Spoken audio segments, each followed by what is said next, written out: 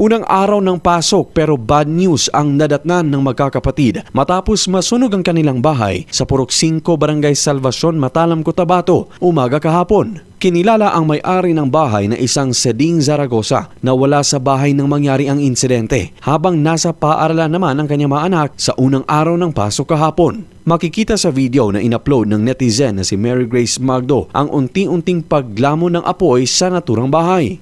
Pinagtulungan namang apulahin ang apoy sa pamamagitan ng bayanihan ng ilang mga residente sa lugar pero hindi na nila ito kinaya dahil mabilis kumalat ang apoy. Ayon sa pahayag ng kaanak ng nasunugan na naiwang nakacharge na cellphone ang posibleng sanhi ng sunog. Pinabulaanan naman ito ng isa sa mga anak at sinabing posibleng overloading ang sanhi ng sunog sa kanilang bahay. Sa pakikipag-unayan naman ng Radyo Bida sa Bureau of Fire Protection o BFP Matalam, na hindi inireport ang naturang sunog sa kanilang tanggapan at nakita na lang nila ito sa social media post. Sa kabila nito ay mag-iimbestiga pa rin sila sa naturang insidente. Nabatid na 18 kilometro ang layo mula sa poblasyon patungo sa Salvacion, Matalam at mas malapit ito sa President Roxas, Cotabato.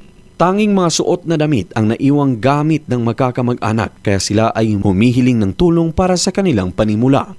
Luigi Alan Totor, NDBC, Bida Balita.